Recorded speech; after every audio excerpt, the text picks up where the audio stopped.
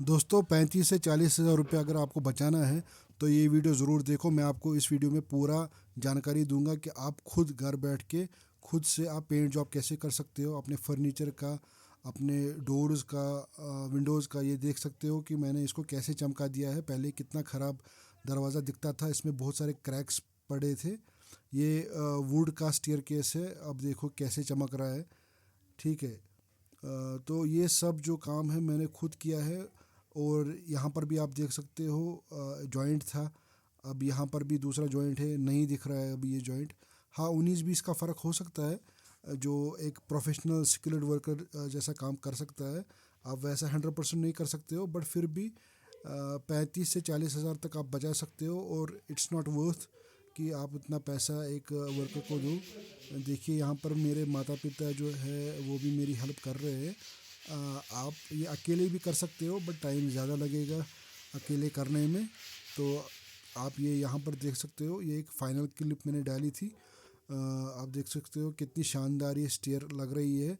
और मैं बिल्कुल ये काम नहीं जानता हूँ। मैंने 35,000 लगभग सेव किया है, बचत की है उसकी। और मुझे लगता है कि ये कोई भी कर सकता है। मुझे एक्चुअली में पेंट जॉब करना था, और आपको पता ही है इंडियन माइंडसेट कैसा रहता है। आपके घर वाले आपको बोलेंगे कि यार प्रोफेशनल आप लाओ, आप अगर खुद करोगे तो आपको नहीं आएगा करने के लिए, और आप काम बिगाड़ दोगे, सामान भी आप ख़राब वेस्ट कर दोगे। तो मैंने अपने बाप के साथ मशवरा किया, डिस्कशन किया, बोला भाई आप अगर किसी भी बाहर के मुल्क में जाओगे तो वो लोग फर्नीचर तक खुद बना डालते हैं। ये तो खाली पेंटिंग का जॉब है, अगर ये भी हम नहीं कर पाएंगे तो यार शर्म आनी चाहिए हमको। ठीक है। तो जो अब 35 हज़ार मैंने कैसे बचाए मैं आपको ये बताता हूँ। 24 हज़ार रुपये जो है कारीगर मांग रहा था पेंट जॉब करने के लिए, और वो खाली स्टेयर्स और दरवाज़ों और खिड़कियों को पेंट करता। और मैंने क्या किया, मैंने दरवाज़े दरवाज़े खिड़कियाँ स्टेयर्स के साथ साथ मैंने जो है 2 कमरों को पेंट किया। और मैंने बाहर का गेट भी पेंट किया, और 2 पोल्स थे बाहर, पीवीसी के पोल्स, उनको भी अच्छे तरीके से पेंट किया। ठीक है। तो दोस्तों अब जो पेंटर था वो बोलता था कि भाई 24 हज़ार लगेगी। अगर मैं ये सब उसके थ्रू करवाता तो शायद 30 हज़ार तक पहुंच सकते थे लेबर कॉस्ट। तो बट मैंने क्या किया, मैंने खुद पेंट किया। पहले तो बहुत रेजिस्टेंस मिला फादर और मदर की तरफ से, तुम्हें नहीं करना आएगा ये वो। जो हर कोई इंडियन माँ बाप की मेंटेलिटी यही होती है कि जिसको जिसका काम है वही करेगा। बट ये छोटे छोटे काम हम भी कर सकते हैं। ठीक है। अगर आपके पेरेंट्स भी ये देख रहे हैं उनको भी ये मैसेज आप बता सकते हो कि भाई ये छोटी मोटी चीज़ें आप खुद भी कर सकते हो और ढेर सारा पैसा बचा सकते हो। 35,000 अराउंड मैंने हिसाब लगा के बचाए हैं, क्योंकि लेबर खुद किया। हाँ, ये अलग बात है कि माँ बाप को भी थोड़ा सा हेल्प करना पड़ा मेरे साथ, मैंने गाइड भी किया। और अगर मैं पेंटर का मानता तो जो मटेरियल का कॉस्ट था वो भी हाई था, लगभग 10-15 हज़ार रुपये का मटेरियल वो मंगवा रहा था। बट मैंने खाली 6-7 हज़ार रुपये में सब मटेरियल मंगवा के कलर कर दिया। ठीक है। तो मेरा मशवरा ये है कि आप भी खुद भी कर सकते हो अगर आप फजूल बैठे हो। 35-40 हज़ार रुपये का मुनाफा मैंने कर दिया। ठीक है। तो अब ज़्यादा टाइम वेस्ट नहीं करते, आपको मैं सीधा दिखाता हूँ मैंने ये पेंट जॉब कैसे किया है। इसका वॉइस ओवर रहेगा, आप एंजॉय करिए। तो दोस्तों पहले आपको क्या करना है, आपको 80 नंबर का साइनिंग पेपर लेना पड़ेगा, 80 नंबर का। ठीक है। 80 नंबर में क्या होता है, इस साइनिंग पेपर में खुरदरापन ज़्यादा रहता है, जिससे आप आसानी से मोटा मोटा जो मोटी मोटी जो गंदगी है वो आप निकाल सकते हो। ये 220 का साइनिंग पेपर है और ये 120 का सैंडिंग पेपर है। तो आपको एक स्टेप बाय स्टेप करके सैंडिंग करनी पड़ेगी। पहले 80 नंबर का करना पड़ेगा। ठीक है। ये 80 नंबर है, उसके बाद आपको जाना पड़ेगा 120 नंबर पे, और उसके बाद आपको जानेगा और उसके बाद आपको जाना पड़ेगा 220 नंबर पे। ठीक है, तो स्टेप बाय स्टेप आपको पहले 80 नंबर से स्टार्ट करना पड़ेगा। ये मैं अभी 80 नंबर से स्टार्ट कर रहा हूँ शाइनिंग पेपर से। तो जो भी खुरदरापन, जो भी धूल कचरा रहेगा या अनइवननेस रहेगी वुड पे, आपको वो पहले साफ़ करना है। 80 नंबर में क्या होता है, इसका खुरदरापन, इसकी रफनेस ज़्यादा होती है और ये ज़्यादा टफ रहता है। और स्टार्टिंग में आप इसको यूज़ करके आप जो मेजर इम्प्योरिटीज़ है, अनइवननेस है, आप इससे निकाल सकते हो। बट आपको खाली उधर नहीं रुकना है, क्योंकि ये ज़्यादा रफ़ रहता है तो इसमें ज़्यादा स्मूथनेस नहीं आती है। बट ये गंदगी निकालने में स्टार्टिंग में आसानी से हेल्प करता है निकालने में। आप देख सकते हो रफनेस अभी भी है बट उतना स्मूथ नहीं है। स्मूथनेस कब आएगी, जब आप उसके बाद 120 इसके बाद 120 पे जाओगे और उसके बाद 220 फाइनल पे भी जाओगे। और उसके ऊपर भी सैंडिंग पेपर के नंबर्स रहते हैं, 320 भी रहता है। तो ऐसे करके आप अपने डिज़ायर्ड जो है रिज़ल्ट के हिसाब से आप सैंडिंग पेपर कर सकते हो। ठीक है, तो अभी आप देख सकते हो कि मैं सैंडिंग अभी अच्छे से कर रहा हूँ। तो मेरा मशवरा ये है, अगर आप किसी सर्द इलाके में रह रहे हो तो आप आसानी से ये कर सकते हो, क्योंकि गर्मी जिस टाइम मैं ये कर रहा था, ये मैं सेकंड थर्ड फ्लोर पे कर रहा हूँ। ठीक है, तो वहाँ पर गर्मी बहुत थी और मेरे पसीने छूट रहे थे। तो वेंटिलेटेड एरिया होना चाहिए। और अगर आपको एलर्जी की प्रॉब्लम है तो मेरा मशवरा यही होगा कि आप मास्क पहन लें। ये मैंने एक स्ट्रिप बनाई है 80 नंबर से।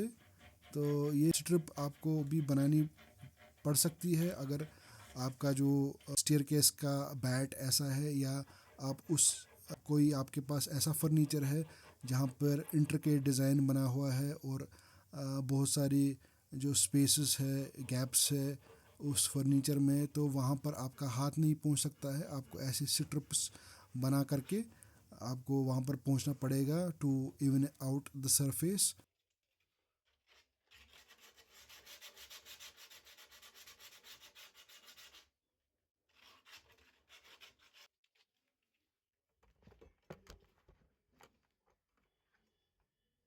तो आप ये देख सकते हो कि यहाँ पर जो है अनइवननेस बहुत है।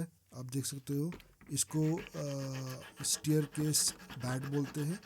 और जब आप इसको लगवाते हो तो इसमें सैंडिंग उतनी नहीं होती है, सैंडिंग की नहीं होती है स्टार्टिंग में। तो आपको सैंडिंग खुद करनी पड़ती है या किसी कारीगर से करवानी पड़ती है। आप देख सकते हो कि अनइवन पार्ट जो है ज़्यादा है इसमें, तो आपको उसको स्मूथ आउट करना पड़ेगा खुद।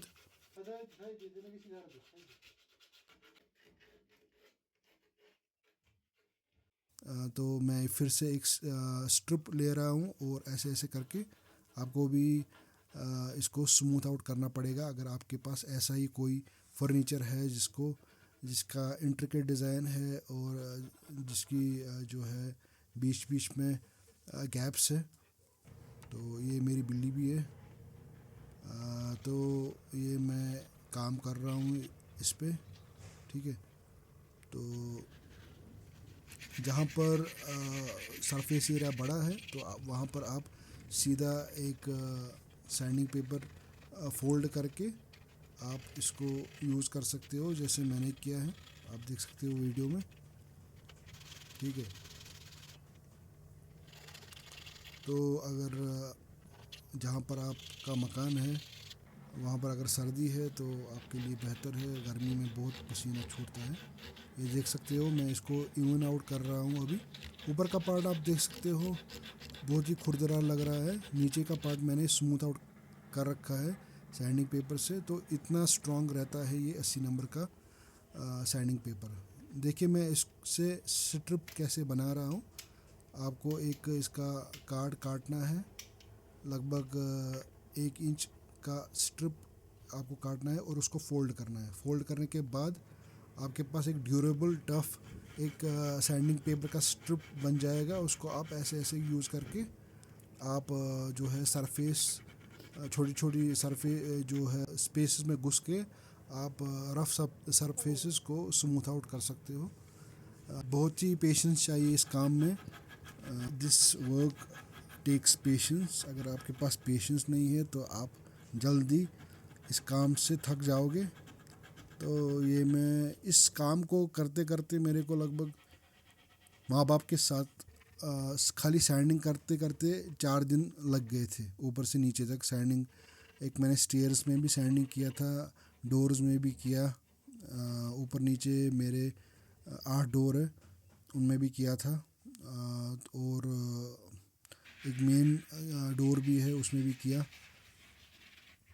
ठीक है, तो ये देख सकते हो आप, इतना टाइम लगता है खाली सैंडिंग करने में। फिर आदमी एक टाइम पे ऊब जाता है भाई। इससे अच्छा था कि मैं लेबर ही ले आता, बट 35,000 से 40,000 बचाना मतलब कोई छोटी बात नहीं है। इतने पैसे, आपको पता है कितना टाइम लगता है उतना पैसा कमाने में। तो ये मैं जो है स्टेयर्स को फिनिश करते करते नीचे आ रहा हूँ। अब लगभग स्टेयर्स का जो सैंडिंग का पार्ट है ऑलमोस्ट मैंने फिनिश कर रखा है। और इस पार्ट में मैं क्या करता था, 80 जो नंबर का सैंडिंग पेपर है मैं यूज़ करता था, और एक सेक्शन जब फिनिश हो जाता था उसके बाद मैं 120 का यूज़ करता था, और उसके बाद मैं 220 का यूज़ करता था। तो मैंने 2-3 जो नंबर के सैंडिंग पेपर है यूज़ किए हैं। अभी इस वीडियो में उतना सब पार्ट दिखाना पॉसिबल नहीं है, वरना वीडियो बहुत ही लंबा खिंच जाएगा। आप देख सकते हो ये मेरा फादर भी यहाँ पर कर रहा है। और जो मैंने सामग्री लाई थी, मटेरियल जो मैंने लाया था इसके लिए, तो ये 320 का सैंडिंग पेपर दिया था उसने, कलर करने के बाद इसको यूज़ करना है। ये ब्रश है, ठीक है, पेंट करने के लिए ब्रश लाया था। ये ग्रिपो जो है रेजन एडिसिव है, जैसे फेविकॉल रहता है वैसे। ये 1 kpu का जो है फिनिशिंग है, ये लास्ट में करना होता है। ये भी सेम ही है बट कंपनी दूसरी है, 1 kpu। तो इससे क्या होता है, फर्नीचर में जब आप इसको करोगे तो ग्लॉस आएगा। ये 4 लीटर का डब्बा है। ये जो है वुड प्राइमर है, इसको भी मैंने ख़रीदा था, ठीक है। ये वुड प्राइमर है, ये इसको बोलते हैं वुड फिलर। तो कहीं कहीं पर जो फर्नीचर रहता है, फर्नीचर में क्रैक रहते हैं या अनइवननेस रहती है, और ये जो मेरे हाथ में है ये है वार्निश।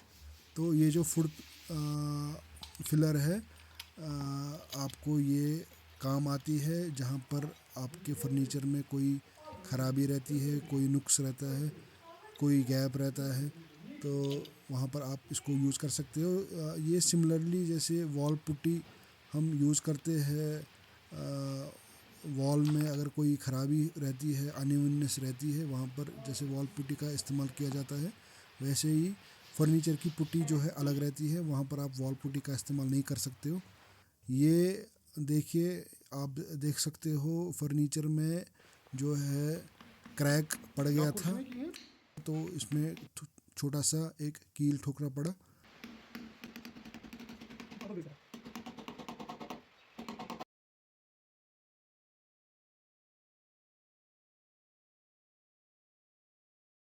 ये वॉल पुट्टी है, और इसमें ये कलर आता है हार्डवेयर की दुकान से। आप इस कलर का इस्तेमाल कर सकते हो, इसको जो है वुड के कलर के बराबर करने के लिए। मैं सोच रहा था क्योंकि ये वाइट है, अगर मैं इसमें थोड़ा सा कलर मिलाऊंगा तो ये थोड़ा इवन आउट हो जाएगा। बट सबसे जो डिफ़िकल्ट पार्ट है पेंटिंग में वो यही है कि आपको जो है सैंडिंग करनी पड़ती है, और उसके बाद आपको जो है वुड फिलर यानी वुड पुट्टी का इस्तेमाल करना पड़ता है। जब आप वुड पुट्टी का इस्तेमाल करते हो तो कलर मिसमैच होने का चांस बहुत रहता है। जो कारीगर लोग रहते हैं उनको पता रहता है कि हमें कितना कलर डालना है, कौन सा कलर डाल के हमें इसको बराबर करना है। हम जैसे आम लोगों में जिनके पास ये ऐसी नॉलेज नहीं रहती है पेंटिंग की, हमें बहुत एक्सपेरिमेंट करने पड़ते हैं कलर को बराबर जो है इवन करने में, मैच करने में। तो मेरे को भी बहुत दिक्कत आती थी इस कलर को प्रॉपरली मैच करने में, क्योंकि जब ये वॉल पुट्टी सॉरी जब ये वुड पुट्टी सूख जाती थी, उसके बाद एक पैच का निशान ये छोड़ जाती थी। और वो पैच का निशान जब आप इसके ऊपर वार्निश करोगे और उसके ऊपर आप वो ग्लॉस चढ़ाओगे, जो फाइनल ग्लॉस चढ़ती है 1 kPu की, उसके नीचे से ये जो है इसका निशान दिख सकता है, क्योंकि जो ग्लॉस रहती है वो ट्रांसपेरेंट रहती है। मोस्टली वुड में क्या होता है, वुड में हम जो है कोई रोगन नहीं करते हैं, कोई कलर नहीं करते हैं। वुड का एक अपना एक नेचुरल पैटर्न रहता है जिसको ग्रेन भी बोलते हैं, ठीक है। तो वो ग्रेन छुपना नहीं चाहिए। उसी ग्रेन से जो है वुड की एक अपनी अलग खूबसूरती रहती है। जब आप वॉल पुट्टी करते हो तो वहाँ पर पैच पड़ जाता है, और उस पैच को छुपाने के लिए आपको उसको वुड से मैच करना पड़ता है विद कलर, ठीक है, with the help of colour. तो आपका उस टाइम कलर लगता है, आपको कलर का प्रयोग करना पड़ता है। बट वहीं पर मेन कारीगरी है, जो पेंटर लोग रहते हैं वो उस कलर को एग्जैक्टली मैच करवाते हैं। बट हम जैसे लोगों में बहुत सारा एक्सपेरिमेंट लगता है। अब अगर आप पूरे जो स्टेयर्स को कलर करोगे रोगन से, जो सिंथेटिक इमल्शन पेंट रहता है उससे करोगे, तो इसका जो नेचुरल ग्रेन है वो छुप जाता है और प्लास्टिक जैसी फिनिश आती है ऊपर से, जो बहुत सारे लोगों को अच्छा नहीं लगता है। वुड की असली खूबसूरती होती है इसके खुद के टेक्सचर में। वो टेक्सचर जितना हो सके छुपना नहीं चाहिए, और इसीलिए इसमें वार्निश करते हैं और जो है ग्लॉस लगाते हैं, ठीक है, ताकि जो वुड की जो चमक है, वुड की जो वुड का जो नेचुरल पैटर्न है, जो इसकी खूबसूरती है, वो पेंट से छुप ना जाए, खाली निखार आ जाए। निखार के लिए वो ग्लॉस लगाते हैं। और ग्लॉस से क्या होता है, इसमें एक प्रोटेक्टिव जो है ऊपर से परत चढ़ जाती है, जिससे आपका जो वुड है बहुत समय तक ख़राब नहीं होता है, उसमें दीमक नहीं लगती है, उसमें धूल मिट्टी नहीं जमती है। जब वो ग्लास सूख जाता है, परमानेंट हो जाता है, तो आप किसी भी गीला जो कोई भी क्लॉथ आपके पास है, ठीक है, उसके सहायता से आप इसको साफ़ कर सकते हो, ठीक है। तो यहाँ पर मेरा फादर जो है सैंडिंग कर रहा है, और अभी जो सैंडिंग पेपर का यूज़ जो ये कर रहा है वो है 220 आई गेस, ठीक है। तो 220 का इस्तेमाल कर रहा है, क्योंकि वॉल पुट्टी को स्मूथ आउट करना है। तो आप देख सकते हो, हम वॉल पुट्टी को का जो एक्स्ट्रा जो पुट्टी लगी है, आपको उसको उखाड़ के निकालना पड़ेगा, स्मूथ आउट करना पड़ेगा। ऐसा लगना चाहिए कि जो है कहीं पर भी ऐसा क्रीज नहीं है, कोई आर्टिफिशियल जो है कोई कोई चीज़ नहीं लगी हुई है ऊपर से। आपको जो वुड की जो परत है, आपको उस परत के साथ इसको मैच करना पड़ेगा, ठीक है। मेन दिक्कत जो हमें भी आई वो खाली वॉल पुट्टी का जो ये पैच है, इसको जो है वुड के नेचुरल कलर से मैच करने में हमें बहुत दिक्कत आई। वही मेन मसला आया मुझे भी। तो अगर आप ये काम कर रहे हो तो उसमें आपका थोड़ा सा टाइम जाएगा, ब्रेन स्टॉर्मिंग करनी पड़ेगी, आपको कलर के साथ खेलना पड़ेगा। जो वुड प्रेमर था मेरे पास, उसके साथ वुड प्रेमर जो रहता है वो वुड का कलर रहता है, बट हर कोई लकड़ी जो है, हर कोई वुड जो है वो शेड में और टेक्सचर में सेम नहीं रहती है। तो आपको अलग अलग जगह पे टचअप करने के लिए अलग अलग बैच बनाने पड़ते हैं, छोटे छोटे बैच। आप वो बैच कैसे बनाते हैं, आप कलर जो वुड प्रेमर है उसमें आप और लाइट या डार्क शेड्स पेंट्स मिलाते हैं ताकि आपका कलर जो है वुड के साथ मैच हो जाए।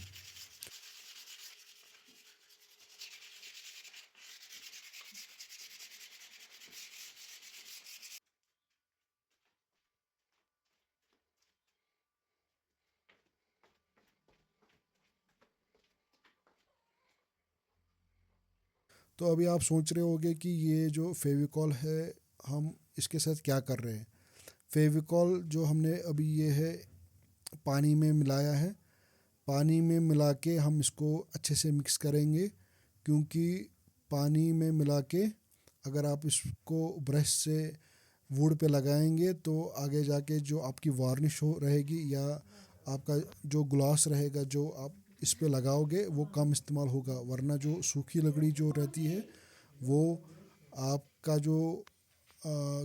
जो मटेरियल है वो ज़्यादा खाती है, वो ज़्यादा चूसती है, क्योंकि लकड़ी जो है सूखी रहती है। तो इस टेक्निक से क्या होता है कि आप जब इसका इस्तेमाल करते हो तो वुड में जो है एब्जॉर्प्शन की कैपेसिटी कम बचती है, क्योंकि एक ऊपर से परत पड़ जाती है फेविकॉल की, एक बहुत पतली परत। और जिस हार्डवेयर दुकान से हमने ये लाया था उसने हमें ये जो है ये पिगमेंट भी साथ दिया था, आपने देखा होगा इससे पहले हमने ये येलो कलर का पिगमेंट मिलाया था, तो ये पिगमेंट उसने दिया था। तो ये दो चीज़ें मिला के हम अब जो है स्टेयर्स पे इसका इस्तेमाल करेंगे। आप देख सकते हो एक हल्का येलो कलर थोड़ा आएगा इस पे, बट इसका रीज़न यही है कि जो वुड है वो ज़्यादा वार्निश या ज़्यादा जो है ग्लॉस ना पी जाए। उसने हार्डवेयर वाले ने हमसे बोला था कि अगर आप इसका इस्तेमाल नहीं करोगे, इस फेविकॉल के गोल का इस्तेमाल नहीं करोगे, तो जितना आपका मटेरियल आप अभी ले जा रहे हो उससे भी दुगना आपका मटेरियल यूज़ हो जाएगा। तो आप देख सकते हो आपको हर किसी छोटी जगह में आपको ये जो मटेरियल है पहुंचा देना है ब्रश से, ठीक है। और थोड़ी थोड़ी मात्रा में आपको जो है ये गोल आपको अप्लाई करना पड़ेगा।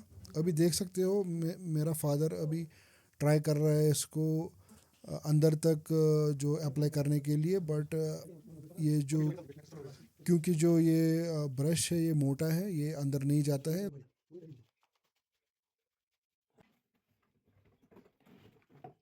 आप देख सकते हो अभी मेरे हाथ में ये मशीन है, ये मैंने अमेज़ोन से ख़रीदी थी, और ये इसके नोज़ल्स हैं, और ये मैंने यहाँ से नोज़ल ऐसे फिट किया, ठीक है। तो इसमें वर्टिकल और हॉरिजॉन्टल जो है आप स्प्रे कर सकते हो, ये इसका ट्रिगर है। तो ये मैंने ख़रीदी थी पेंट जॉब करने के लिए, बट अभी हम जो है इसका इस्तेमाल ये फेविकॉल का गोल लगाने के लिए करेंगे, क्योंकि ब्रश से बहुत टाइम जाता है, और जो अंदर अंदर जो छोटी छोटी स्पेसेस है, जो तंग जगहें हैं वहाँ पर ब्रश नहीं पहुँच पाता। उससे क्या होता है हमारा गोल पूरी तरीके से इन स्टीयर्स बैट को कवर नहीं कर पाता। But to be honest with you guys, मैंने ये जो पेंट स्प्रे गन है ज़्यादा टाइम तक मैंने इसको यूज़ नहीं किया, क्योंकि इससे बहुत सारा जो है पेंट जो सॉरी फेविकॉल का तरल है वो वेस्ट भी हो जाता था, और बीच में से स्टेयर केस का जो बैट है उसके बीच में से गुजर के दीवार पे भी लग जाता था, क्योंकि फोर्स बहुत है। अब ये जो आप देख रहे हो मैं मेरे फादर को ब्रश से लगाते हुए, ये वार्निश है, तो हम अभी वार्निश का इस्तेमाल कर रहे हैं, ठीक है। तो मेरा फादर जो है अभी वार्निश का इस्तेमाल कर रहा है। आप देख सकते हो चमक आना स्टार्ट हो गई है, बट अभी भी आप देख सकते हो कि पैच जो हमने बनाए थे वुड फिलर से। जो वुड की पुट्टी होती है उसके पैच अभी भी विजिबल है। ठीक है, तो मैंने अपने बाप से कहा कि आप जो है दूसरी स्टेयर्स पे ऐसा अभी मत कीजिए जब तक हम जो ये पैच से बराबर मैच न कर दे वुड के कलर के साथ, वरना जो है बाद में इसको फिक्स करना बहुत मुश्किल रहेगा। ये मेरा फादर जो है अभी वार्निश लगा रहा है वुड स्टीयर्स के बैट्स पे। जैसे मैंने कहा, इसको बैट्स बोलते हैं।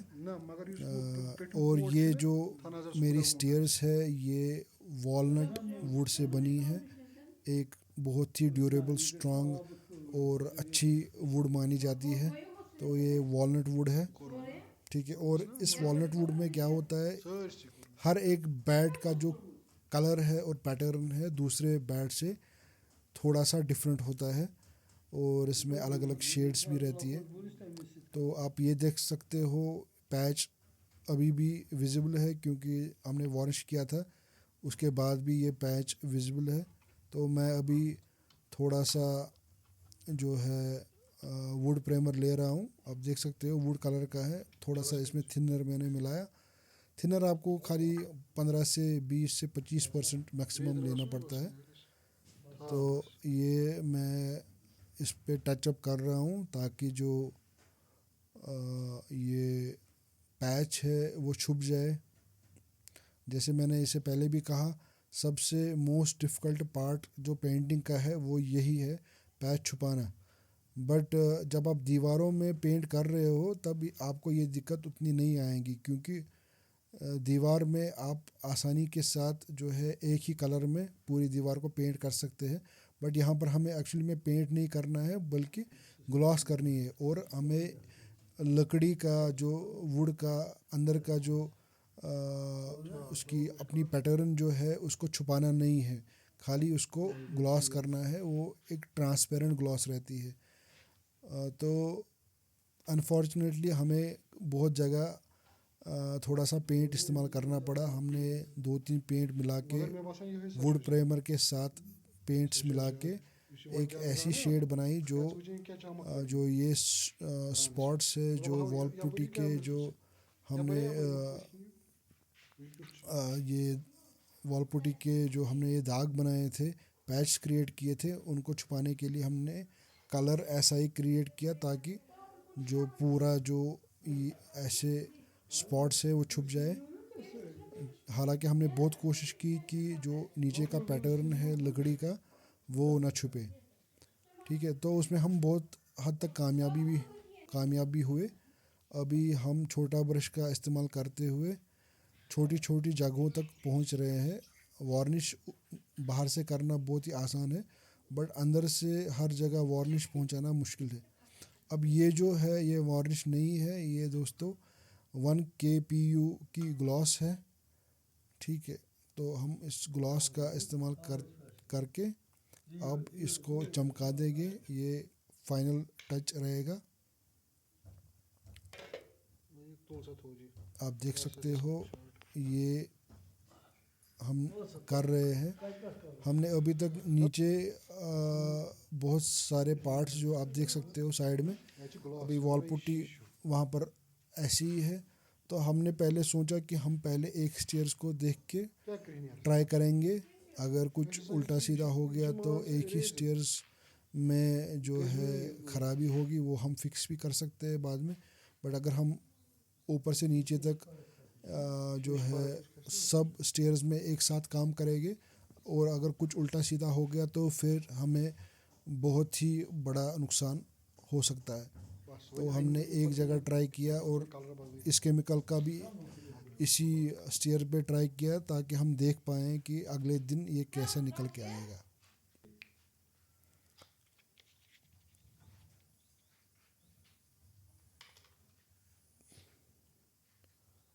आप देख सकते हो,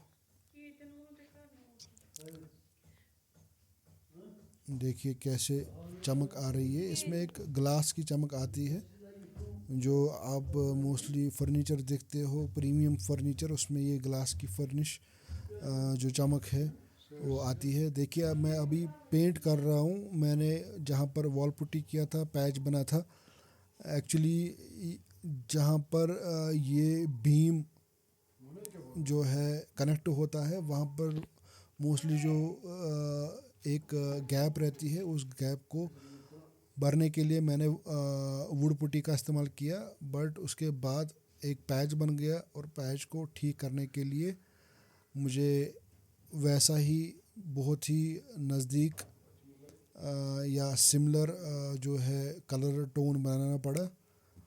बहुत मुश्किल रहता है वैसा कलर बनाना।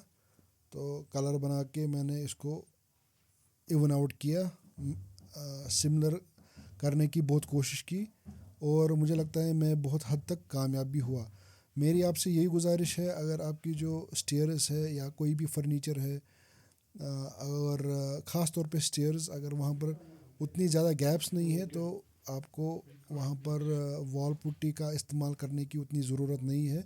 क्योंकि जब आप वॉल पुट्टी का इस्तेमाल करते हो तो आपको वॉल पुट्टी जो आपकी है वो शायद मैच नहीं कर पाएगी उस वुड से, फिर आपको एक कलर बनाना पड़ेगा वो सिमिलर करने के लिए। तो बहुत मेहनत लगती है और ख़राब होने का चांस भी बढ़ जाता है। बट फिर भी मैं ये नहीं कहता हूँ कि आप गिव अप करें। आप देख सकते हो मैंने कैसा काम किया है। अब मुझे नहीं लगता कि ये उतना भी बुरा काम है, और मुझे ये भी नहीं लगता कि कारीगर कुछ ज़्यादा ही कुछ ऐसा काम कर देता जो मैं खुद नहीं कर पाता। हाँ, 19-20 का फ़र्क हो सकता है, बट ये भी हमें सोचना पड़ेगा कि मैंने 35 से 40 हज़ार रुपये तक का मुनाफा या बचत खुद कर दी। ठीक है, अगर आपके 35 से 40 हज़ार रुपये बचते हैं तो उसको हम मुनाफा ही बोलेंगे ना। ठीक है, अगर थोड़ी सी मेहनत लगती है और थोड़ा 19-20 का काम होता है तो उसमें मसला ही क्या है। तो दोस्तों, ये देख लिया आपने, ये फाइनल रिज़ल्ट है मेरे स्टेयर्स का। जो मैंने विंडोज़ भी किए थे और मैंने बाहर का गेट भी किया था, उसके लिए मैंने अलग से एक वीडियो भी मैंने बनाया है। मैं आगे जाके वो इन फ्यूचर वो भी अपलोड कर दूंगा। आपका ढेर सारा प्यार मुझे चाहिए, आपका सपोर्ट चाहिए। तो इस वीडियो का आप जो है लाइक कीजिए, आप कमेंट कीजिए, तभी जाके मैं ऐसे और वीडियोस आपके सामने ले आ पाऊँगा। तो दोस्तों, आप सब्सक्राइब करो, लाइक करो और कमेंट करो, और मिलते हैं ऐसे ही किसी नेक्स्ट वीडियो में। Thank you.